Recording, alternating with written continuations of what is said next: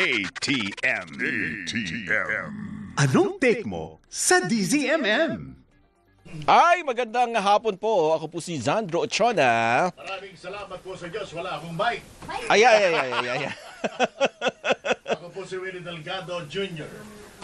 Ay, bakit wala po? pa rin. Ay, isa pa Ayun. kuya, isa pa. Take 2.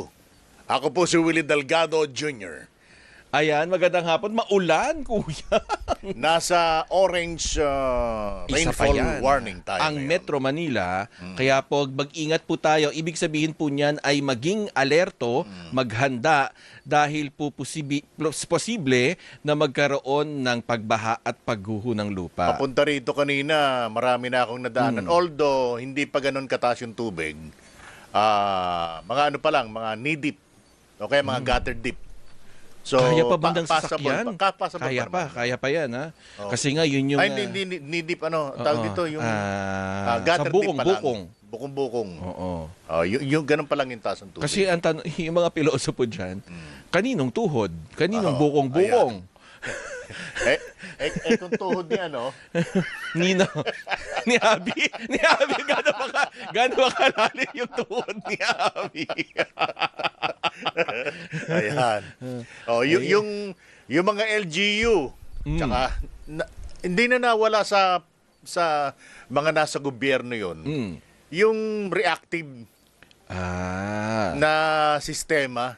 Kung kailan nandyan Kung kailan nandyan na, ngayon nagpuputol ng puno, yung mga sanga-sanga. Oo. Doon lang nagpuputol ng kung kailang. So ang resulta, dahil sa traffic na traffic na dahil sa ulan, may mga baha-baha. Nakaka-traffic din yung Yung iiwas kasi, di ba? Iiwas ka dun eh. Dun sa portion na nagpuputol sila ng kahoy, Oo. iiwas din yung mga sasakyan. Oo. Alangan naman dumaan ka sa ilalim nun. Yes, Di na.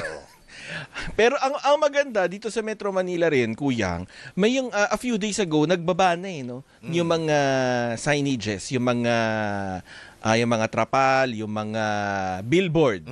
Ibinaba na. Noong isang araw pa 'yon. Noong isang araw, oo. Dapat sumunod diyan ng Meralco, magbabading kayo. Oo, kasi nga naman minsan kapag dahil nga nag-summer, medyo hindi umuulan. Kumakaway, gumaganon-ganon yung mga sanga. Pag ganon, tatama sa kable ng kuryente. Yun ang brown out. Yung Meralco, pagtataas kasi ulit. Alam mo. ng singil. rate ng singil. Next month ba yun? Next month? Alam ko, next month eh. Taas na nga. Ay, naku, patawan. Naku. Ay, anong oras na, Kuyang? Ay, meron na tayong 35 minutos makalipas ang alas 4 ng hapon.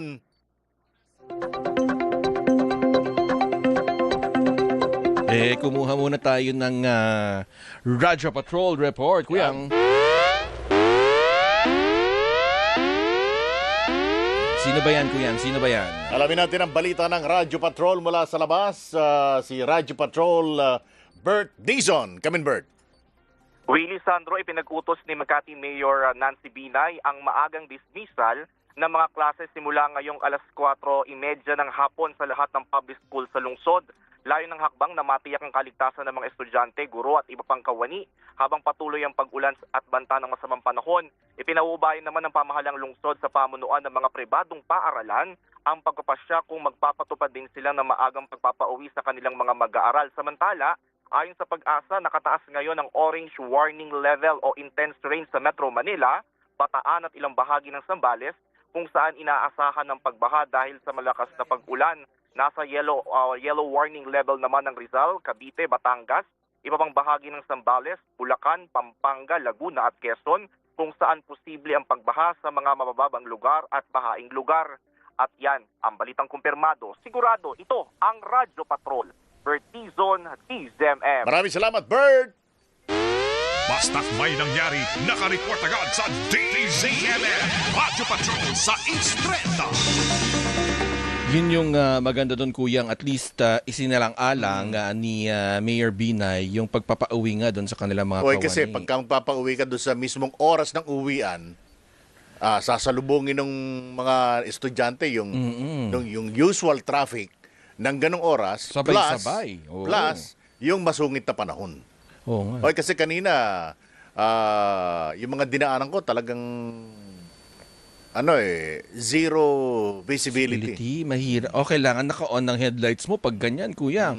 At saka ito pa yung payo natin na sa international standards, hindi ka dapat nag-hazard. Bawal po yun. Oo, dapat nagbubukas ka ng headlights mo. Magbukas ka lang ng it's either yung park light mo, buksan mo, kaya kung meron kang fog light, yan ang bubuksan po ninyo. Huwag ko kayo Hazard. Oo, dahil lalong nakakalito, hindi alam nung mga sasakyan sa paligid mo kung ikaw ba'y kakanan o kakaliwa. Yes. Diba? Eh, dito sa Pilipinas, wala yan. Mag-hazard ako. Ay, kasi hazard! O hazard light pa. Hazard yan, hazard. Kaya kayo nagiging hazard. Kayo nagiging hazard sa karsada. Ayun po. At yan ang ganyang panuntunan, yan ay hango sa international standards. Hindi lang yan dito sa Pilipinas. Internationally ganyan. Tsaka nga alam mo kuya, yung baligtad sa atin yung kunwari may kasalubong kang sasakyan. Tapos may, diba minsan yung ilawan, nung magsisignal ka ng ilaw, iba-bright mo ng bahagya yung ilaw mo, yung headlights mo. Dapat pala, pag ikay inilawan, ibig sabihin, yung inilawan, yun yung mauunang dadaan. Dito sa atin, balik. may dalawa kasing may dalawang parang mga unwritten rule. No? Once na ikaw ay, let's say, yung kasalubong mo, it's either kakaliwa or aagaw ng iyong linya. Normally, isang lang yon, isang ilaw lang. Isang ilaw, isa lang dapat. Isang dapat. Ngayon, kung pagbibigyan mo siya, it's either kakaliwa siya, siyempre haharang doon sa dadaanan mo, dalawa. Dalawa magkasunod. Pag dalawa magkasunod, ano ibig sabihin? Pinagbibigyan mo siya. Kapag isa lang, parang, hindi, ako muna. ganon.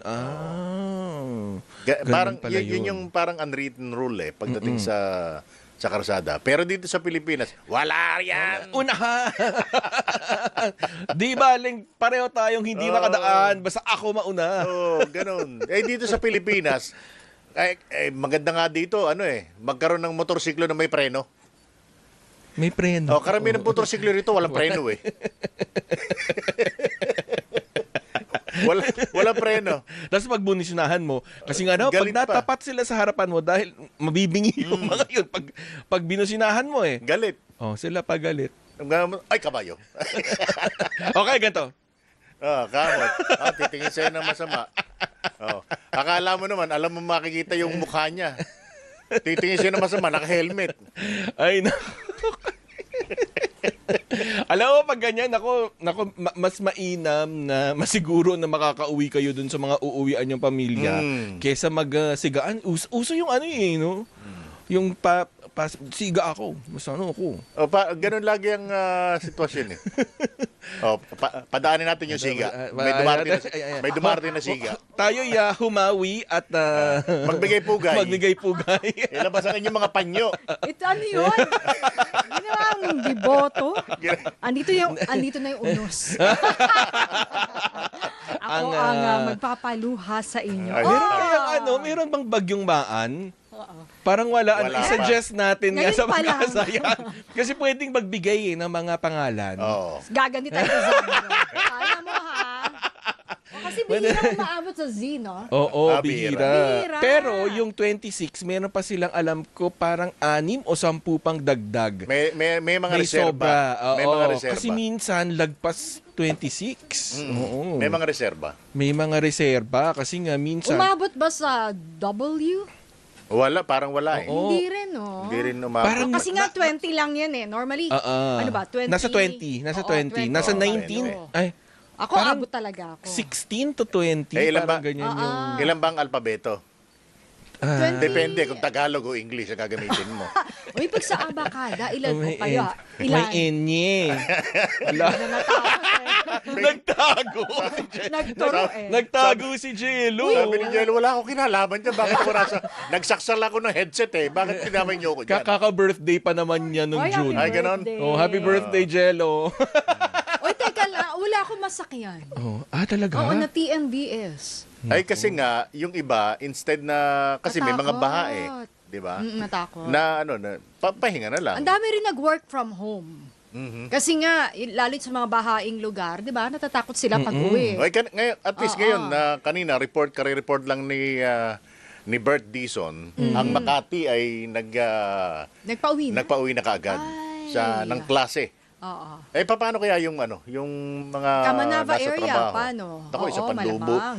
Pero ang QCLGU ba, nagpauwi na din? Wala pang Parang wala pang report na anunsyo, gano'n. no? At napatunayan kong mahal din ako ng NDRRMC. Why? Bakit? Kasi dati hindi ako nakaka-receive ng mga ganyan. Yung nakakatarantang text. Yung orange, Orange rainfall warning. Kanina naka-receive ako. Tapos yung mga kasama ko sa loob ng kwarto, wala. Ganon. So ako lang yung mahal. Baka naman may load na yung cellphone mo, kaya ka nakarin. Wala pa lang load dati. Baka dilaw o pula. Yung tingnan natin yung noo mo. Kung may nakalagay Tingnan dyan. natin kung Oo, diba? pagkapula, ano yun? Siopaw. Asado. Asado. Pagkadilaw, bola-bola. Yes.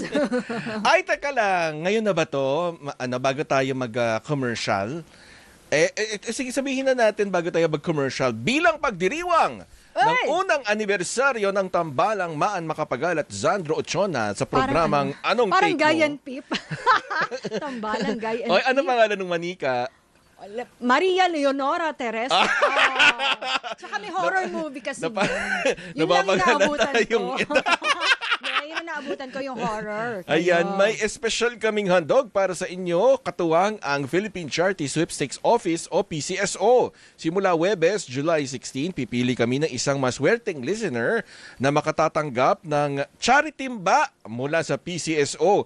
Magpapatuloy ito tuwing Huwebes at Biyernes kada linggo. Paano ba sumali, partner? Ayan, ipadala lamang inyong sagot sa aming question of the day sa DZMM, Teleradio Viber na 0919-278-3000. Ulit, 0919-278, 3,000. 3,000 to, di ba? 300, Bakit 300 lang? 3,000. Ay, oo nga. Ang mapipiling winner ay kukontakin ng aming team. Paalala, isang beses lamang maaaring makatanggap ng charity timba ang bawat winner. Kaya makinig, makisali at baka ikaw na ang susunod na maswerteng mapipili. Oo, importante yan kasi yan yung mga kinakailangan. Nakita ko may mga pagkain sa loob. Yes. Tapos pwede mo rin siyang gawing, kunwari, maglilikas kayo. Maliligo. Pwede mo siya. tuloy. Likas mo. Pero pwede rin naman. Lumulutang siya. May mga ready to eat food. Ayan yung laman. Pinapakita natin sa teleradyo. So may mga cup noodles, may canned goods, may bigas. Ayan, may mga delata. Pwedeng lagayan ng bigas. Diba? Oo, May- pwede. May ticket ba ng loto yan? Ay, sana nga ganun, ano. Oo. Binibili yata yun, kuya. Pwedeng tumaya. Ayan. Ayan, sige. Sali-sali na. Ayan, sali-sali na kayo. So, today na tayo magsa-start, Abby, no? Ngayon na tayo mamimili ng, Wala na ngayon? ng mga mapipili nating mabibigyan ng charity. Sa Thursday pa pala. Thursday Sorry. pa. July 16 pala. Mamadali kayo, may lakad July kayo. 16 pa. Excited ako mamigay ng charity ba? Kasi kahapon, nung dinideliver yan, nakita ko. Sabi ko, ay, ang ganda. Oo. Oh, yun. Kaya, yun. Hindi rin naman ako nabigyan. Hello? So, magte-text kaya ako. Hello? May tumatawag. Hello, ma. Ay, Sumali ka. ayan, Kuyang Willie, anong oras na? 46 minutos makalipas ang alas 4 ng hapon.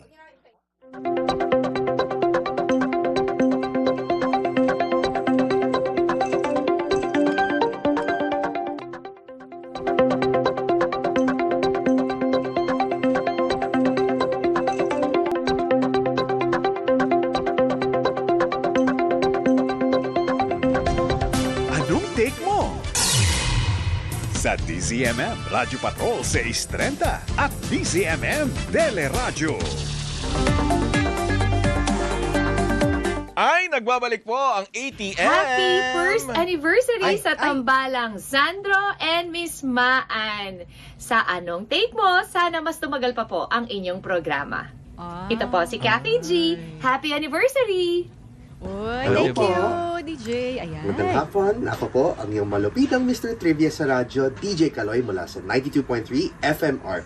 At gusto ko lang sabihin na happy anniversary sa ating tambalan na si Kuya Zandro Ochona at Ma'am Maan Makapagal sa programang Anong Take Mo? ATM sa DZMM Radyo Patrol sa Istrenta at DZMM Teleradyo. Hello mga kaserbisyo, ako po si DJ Sigel ng 92.3 FMR Manila at masayang-masaya po akong bumabate sa tambalang Zandro at Maan ng Anong Take Mo ng happy anniversary at sana'y marami po kayong matulungan at mabigyan ng mga libreng serbisyo para sa mga ka-vibes natin at kaserbisyo na patuloy na sumusuporta sa programa nyo. More powers to come po and God bless. Happy first anniversary, Kumaring Maan Macapagal. And of course, ay yung partner na si Zandro Ochona ng Anong Take Mo, ATM. Mabuhay kayo. Yan. Hello, Maan. Hello, Ate Maan. Hello, Zandronatics. First anniversary ng ATM. Lagi ako nakikinig sa inyo sa hapon. Siopaw. Team Asado to, Team Asado. Pero all the best, more power at syempre, para sa boses ng bayan. Happy anniversary, guys! Tambalan, Maan, and Sandro, anong take mo? Happy anniversary! Hello! At happy anniversary kay Ate Maan, tsaka kay Kuya Sandro. Hello, mas matanda sila sa akin. At sa kanilang programa, anong take mo for your first year anniversary? God bless, more power, at sana umabot pa kayo ng 100 years.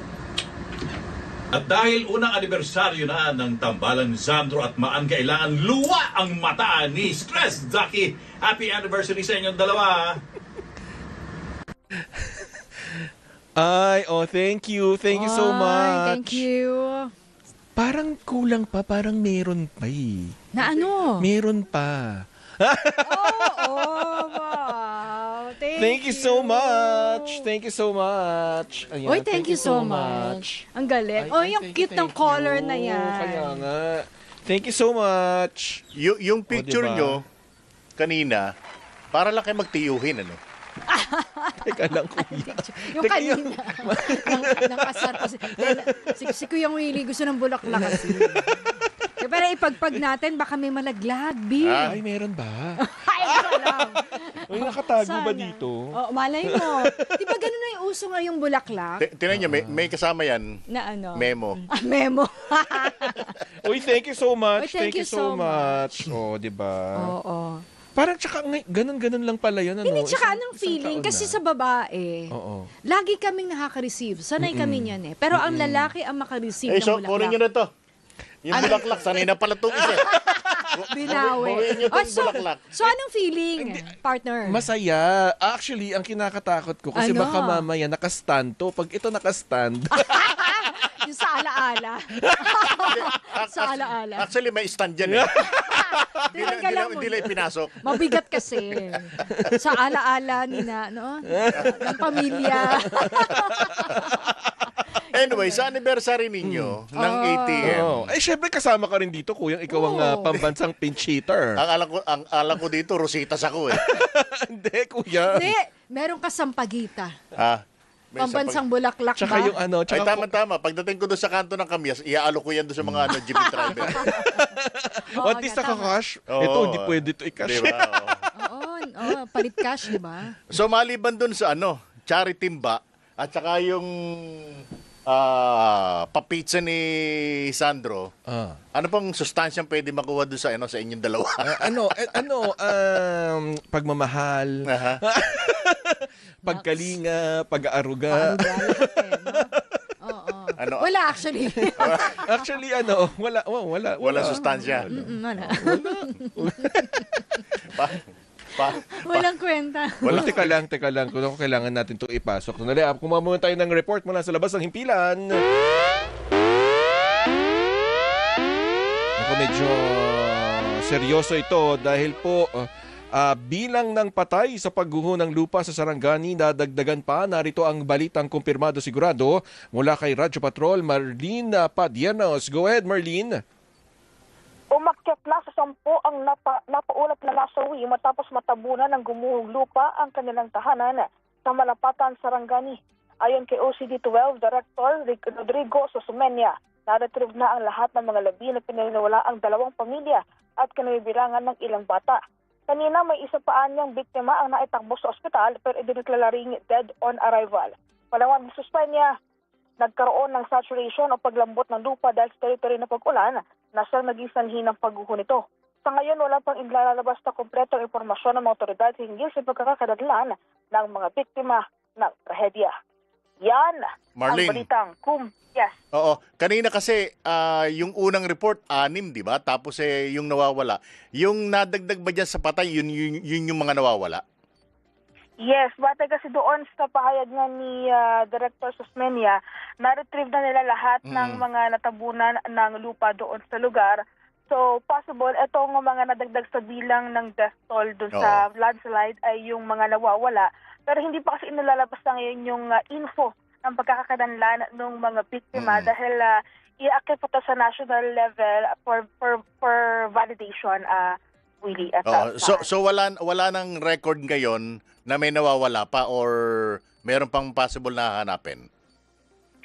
Kung dito sa particular na insidenteng ito sa Sarangani, batay doon sa interview, lahat na retrieve na.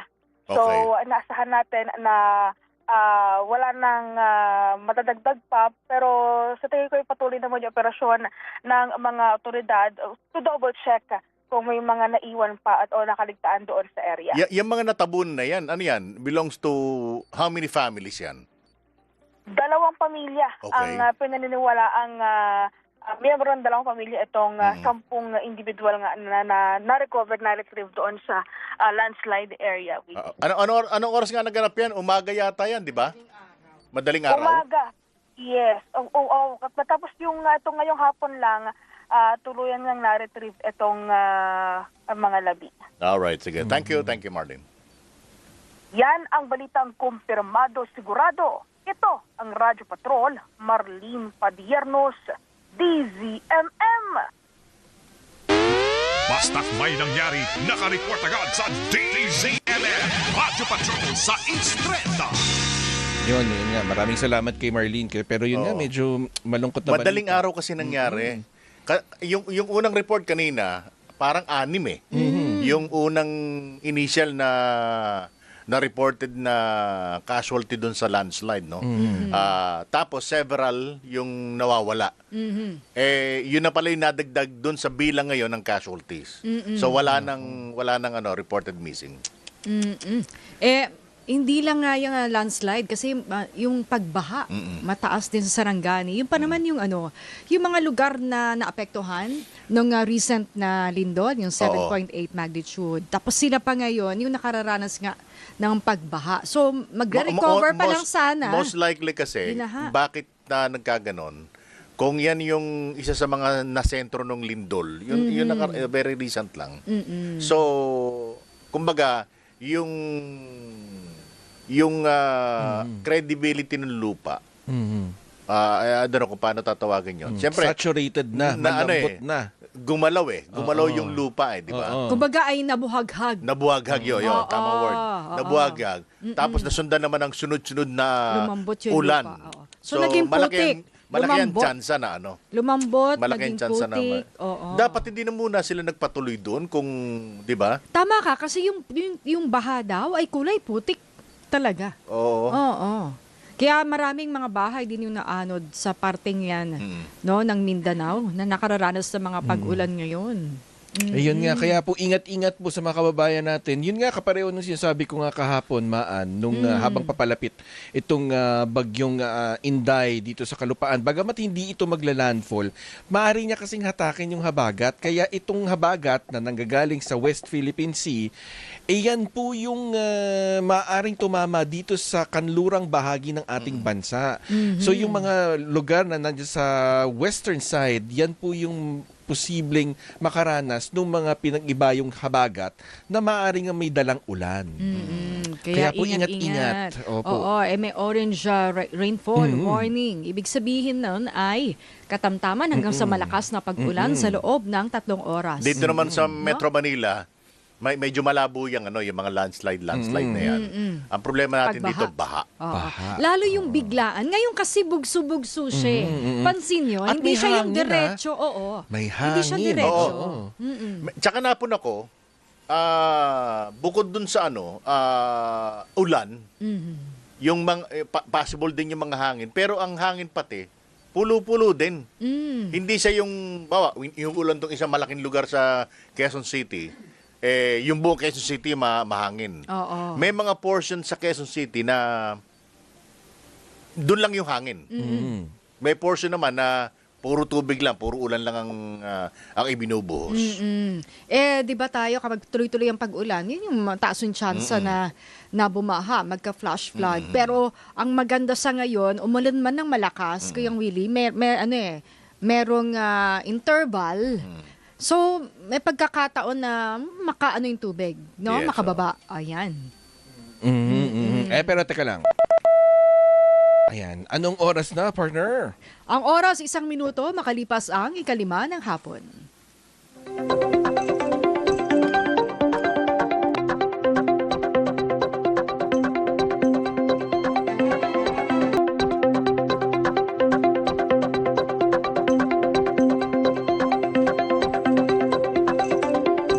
ATM.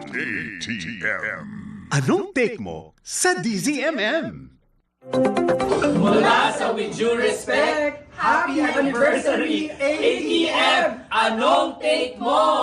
Mahirapan kami i-shoot to kasi hindi alam ni Sandro dapat. Hi Sandro, hi Maan. Happy anniversary. Tsaka si Willie. My idol, Sandro. Mabuhay kayo. Hanggat gusto niyo. Happy birthday! 40th birthday. Happy anniversary sa programang Anong Take Mo sa DZMM Radyo Patrol sa East 30 with Man Makapagal and Sandro Ochona!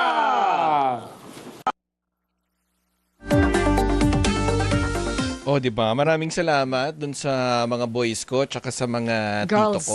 Tito ko! Muntik na sila magkasabay-sabay, ano? Oo. Binasa na lang nga no? At syempre kasama rin natin ngayong hapon Ay, original. Ang OG. Pero kung Bakit sa parang kayo- malungkot? Sa ka ba nag-park ng spaceship mo? Sa ere lang. Sa Diyan lang tower nag-aantay ba? sila dyan. Naka-levitate. Nagrapel lang. Pababa. Kaya siguro makulimlim. Hindi naman kung... Hindi, wala. Papatiin nyo muna, pambira naman. Yan. Sige, go ahead.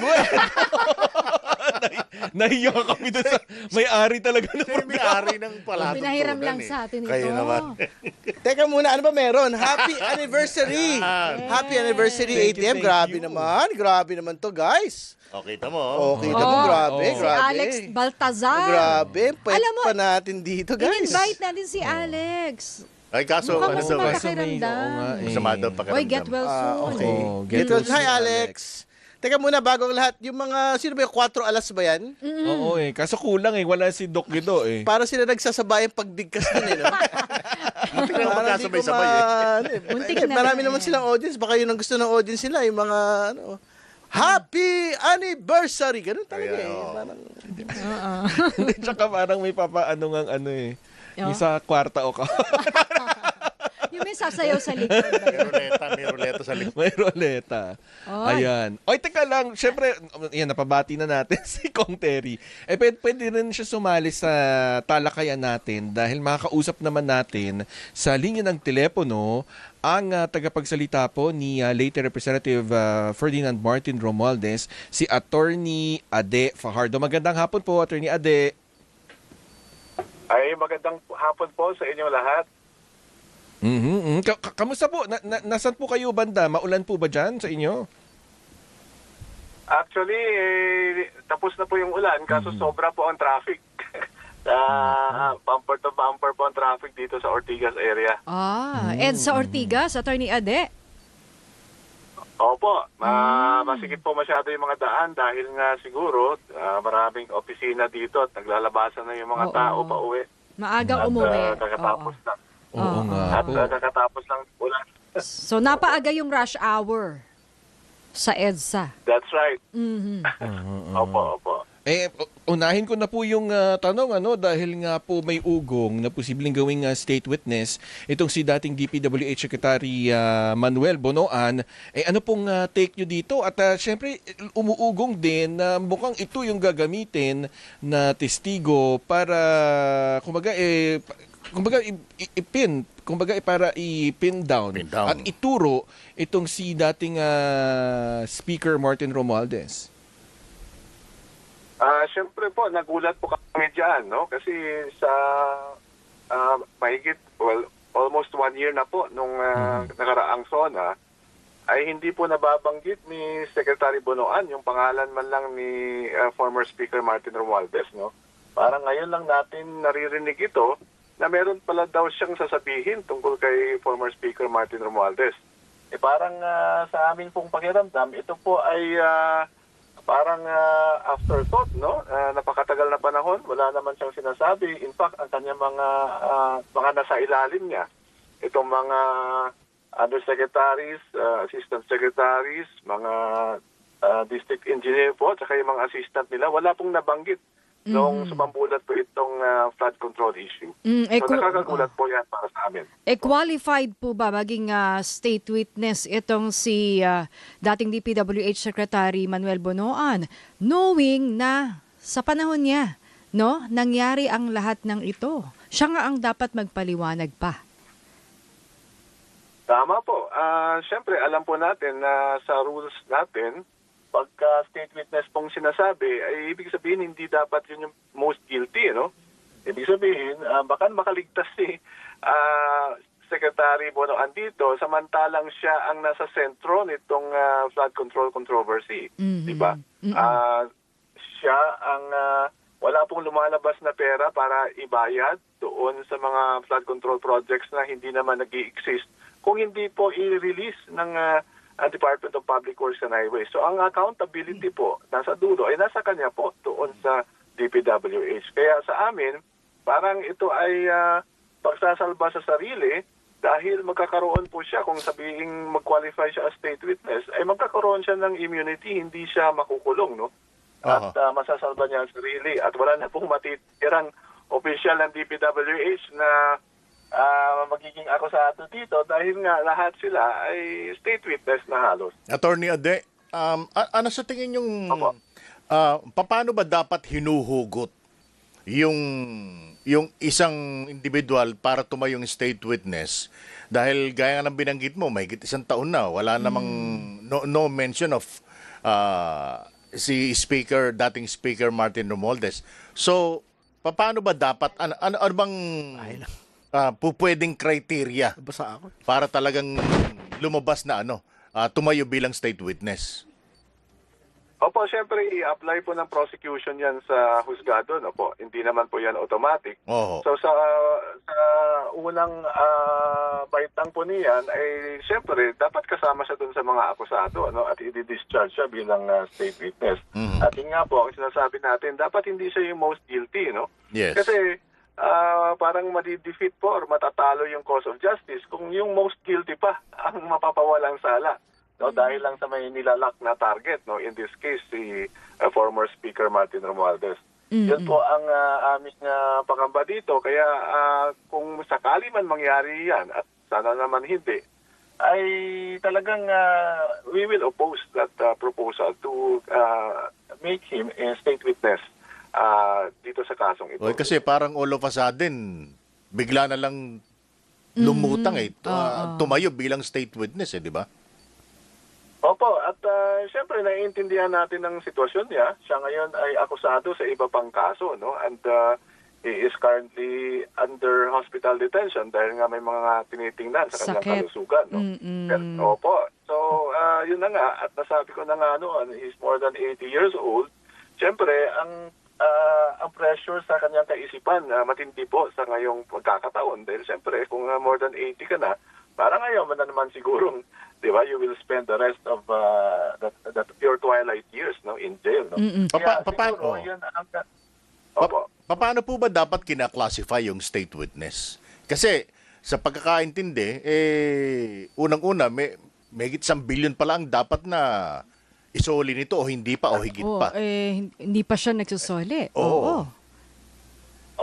Well, at this time kasi medyo, yun pa lang salita pa lang kasi ng Office of the Ombudsman ang pinagmumulan nitong balita. Wala pa tayong nakikitang actual, no, na pleading or motion or affidavit na pagpapasihan nitong supposed state witness categorization kay former Secretary Bonoan, no? At yun nga, tama ang sinabi nyo, at least 1 billion pesos, no? Kahit si Senator Panfilo Lacson ay nagsabi na gano'n na ang Well, at least, no, ibig sabihin, pwedeng mahigit pa, no? So, ibig sabihin, talagang sa ganong kalaking pera na kailangan niyang isori, talagang napakalaki po yung kanyang pananagutan kasi tinanggap niya po iyon na bunga ng korupsyon. Okay. So, sa amin, hindi siya yung it's not the least guilty kasi ang state witness discharge mo yun kung talagang ibig sabihin hirap yung prosecution na itali ka. Nandoon ka sa aktibidad, meron ka doon sa krimen at hindi makoconvict ng Estado ang mga akusado kung hindi ka magtetestigo. So it highlights po the fact na ibig sabihin wala po talagang ebidensya, no? Kay former Speaker Martin Romualdez, wala nga kaming naririnig na particular na transaksyon o proyekto na kanyang kinasasagutan. Kaya siguro dahil gustong talagang ipin down siya rito, ay ito mga kwentong afterthought na lang ang pinag-iisipang isalang laban sa kanya. Ay, Attorney Ade, ang sabi nga dyan pagdating sa ebidensya, parang may paper trail dapat. Kasi ito yung, kumbaga, maipuprove mo, no, sa korte na nangyari yung mga transaksyon na yan.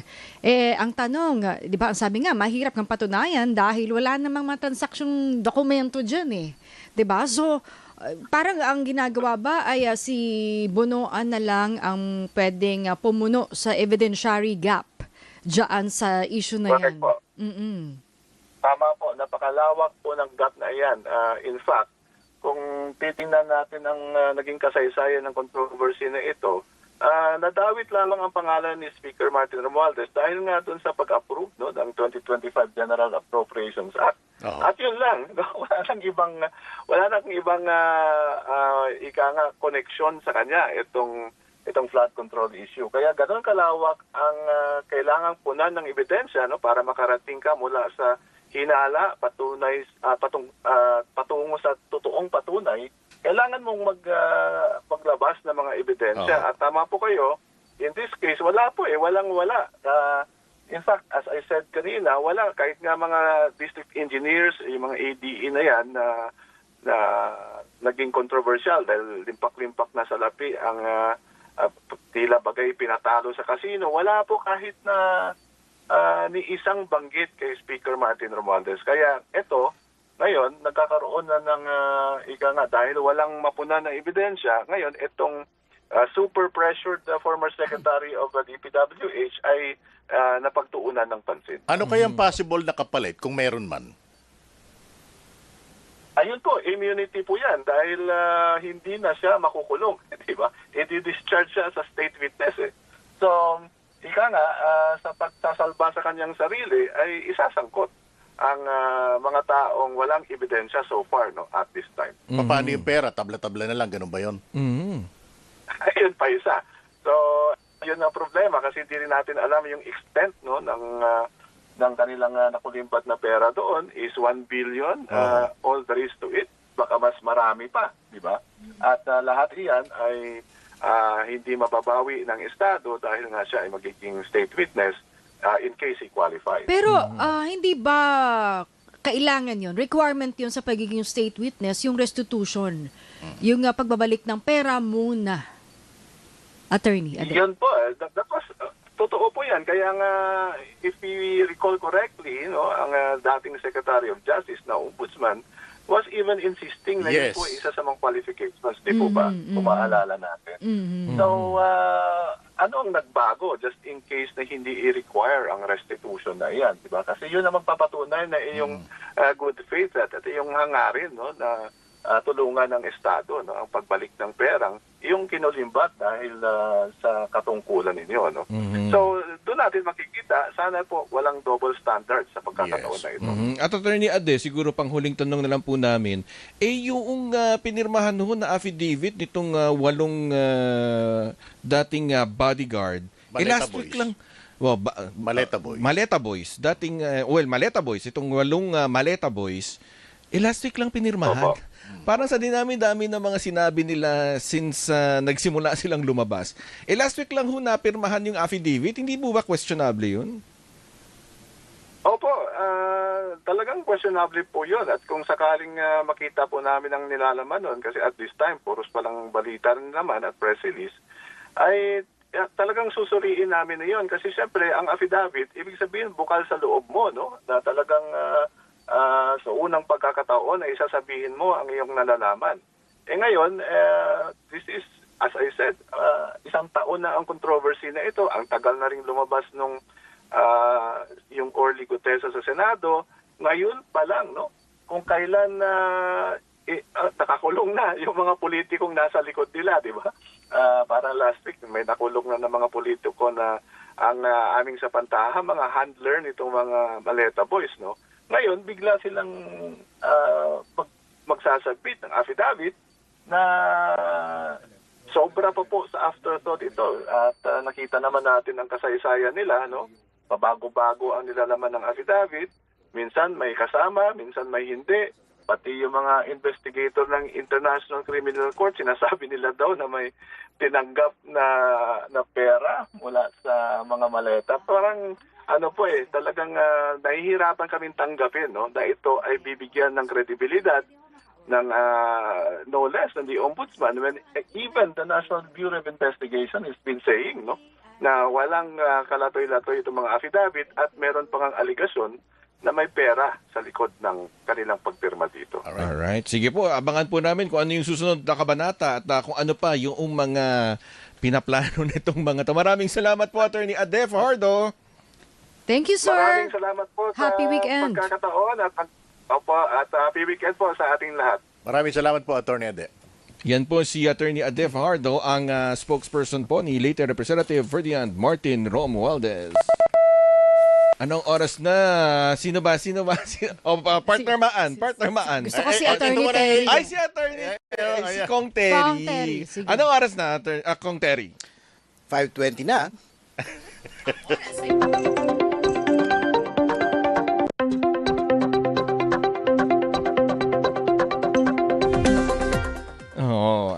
So, nagturuan. Kasi apat tayo. Nagturuan, tapos pinagkaisahan niya si Kong Terry. Ikaw ang taya. Kumustahin natin, Kong Terry? Kumusta ba yung first week? Pwede ba pag-usapan natin yon? Hindi, tsaka yun nga, Kong Terry, parang medyo restricted yung no, yung mga pwede niyong sabihin after the Tama first ba? day. Hindi pwedeng pag-usapan yung merito. Okay, pag-usapan natin yun. Ano na lang? Yung may bago kang fan eh. Yung kusyal. Yung labas ng Pwede bang anniversary? Kaya ako tignan nyo, wala ako dalang kahit anong papel, wala ako kahit ano. Iniwan ko lahat. Kasi Biyernes, kasi sa Lunes, meron ulit. Okay. Tapos tatanungin niyo ako tungkol dito sa kung ano man yung meron sa Lunes. Grabe naman. Hindi, pag-usapan natin yung mga nangyari Pwede lang ba sa yung labas teaser? ng courtroom ng Senate. Ano yung mga chismis sa labas? Mas lalong di pwede pag-usapin yung chismis sa labas ng courtroom kaysa dun sa loob. Pero Hindi, may mas malaki daw mangyayari eh. Rest back ba? Rest back ba ang prosec? Weekend na papasok eh. bakit nare-rest back panalo kami? Yan. Kasi sabi nung defense, kami 10 out of 10 sa target. Sabi din namin 10 out of 10, so sino ba talaga? Meron ka bang scorecard? Nagtatantos. Hindi, tsaka nakita ko yung mga post nga, Kong Terry.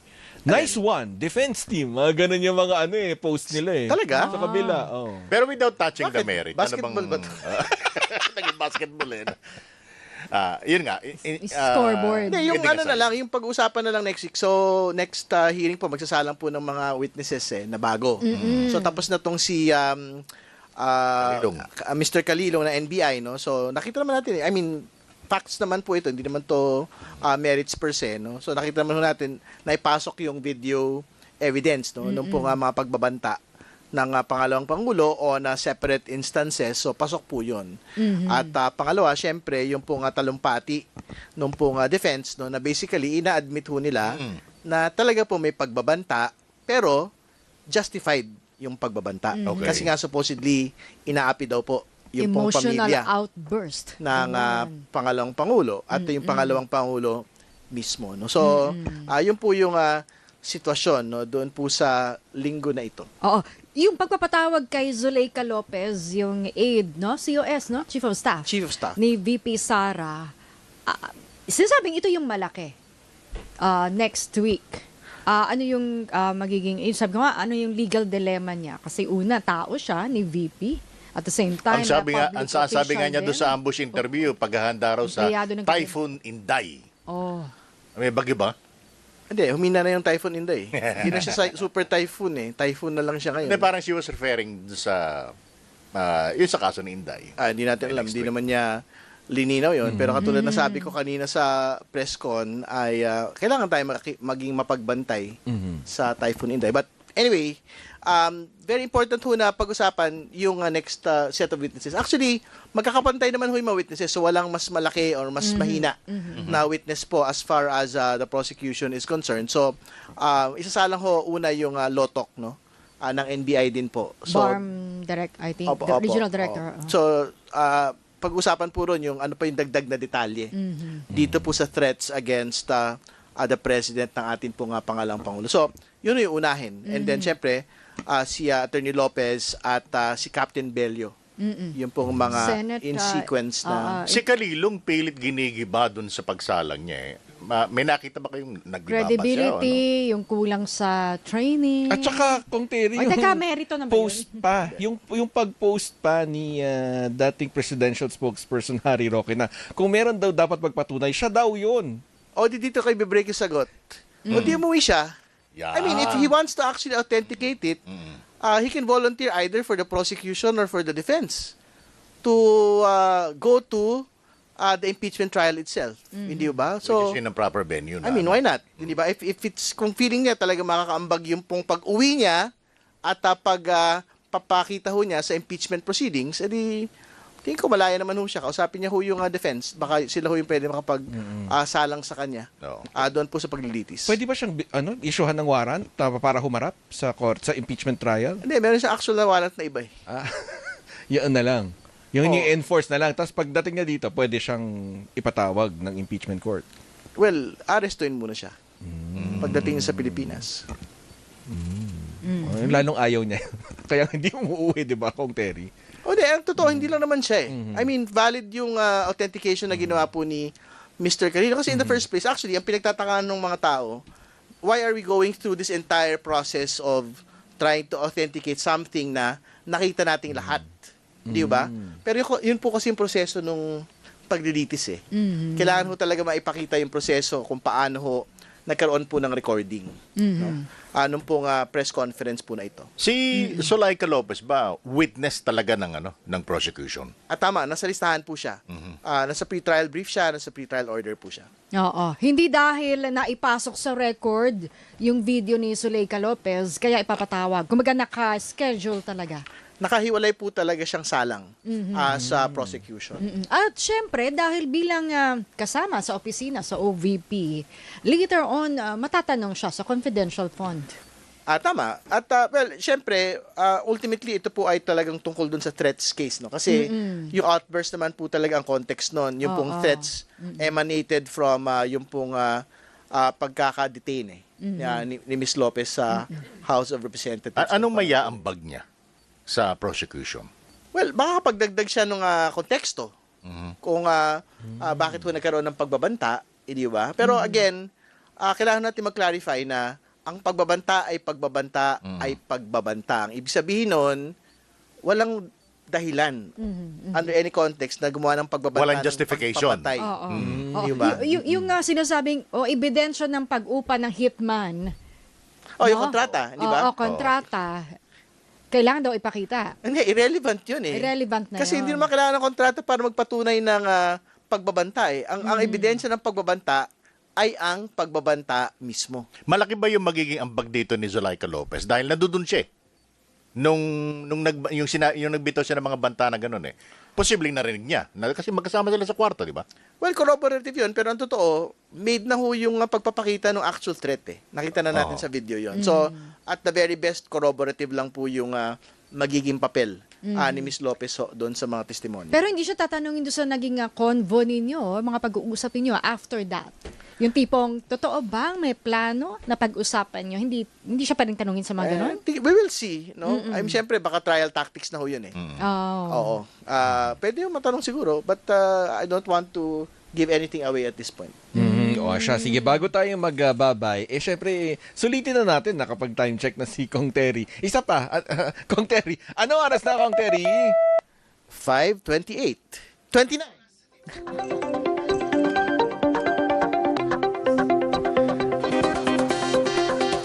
Hindi, ina-attract niya isang minuto para medyo tumapat. Sulitin natin. Actually, nalilito rin ako dyan. Maraming salamat, Kong Terry. O paano, abangan na lang natin sa Monday kung Good ano luck, pang good luck. mga aabangan sa Lunes. Aha. May pasabog ba, Kong Terry? Manood na lang kayo. Teka lang, bakit hindi Tagalog daw? Hirap talaga, hindi pwede. Sino ang kailangang mag-Filipino rito? Ganon? Ah. Alin sa mga Hindi, abogado? sabi sa ano daw, o sa lahat daw. Kasi nga yung trial mismo. Hindi, ang totoo naman hanggat maaari at Sana. magandang in Filipino po yung pagsasalita. Kahit yung abogado, mas magandang ganun. Pero yun nga parang mahirap. Ba't mahirap? Pilipino naman tayo lahat dito. Hindi kasi syempre, yung sabi nga ni, sino ba yung nagsabi sa atin? Si attorney. Kasi mga legal term, di ba? Parang mahirap parang Tagalogin. kailangan mo pang i-translate. Especially may mga Latin. Kumbaga, baka bumagal. Hindi naman. We have the entire day. O siya, tara na, siya. mag-weekend na tayo O, dahil sige. Busy na naman to Oy. si Kong Terry sa Lunes. Mag-weekend na tayo. Ay, mga kababayan, ingat-ingat pa rin po, ha? Lalamig yung pizza. Wow, Uy, overtime na tayo. ingat, ha? Oy, O at least minsan lang naman. O paano, maraming salamat po. Happy weekend! ingat! Bye-bye! Bye-bye! ATM. Anong take mo sa DZMM?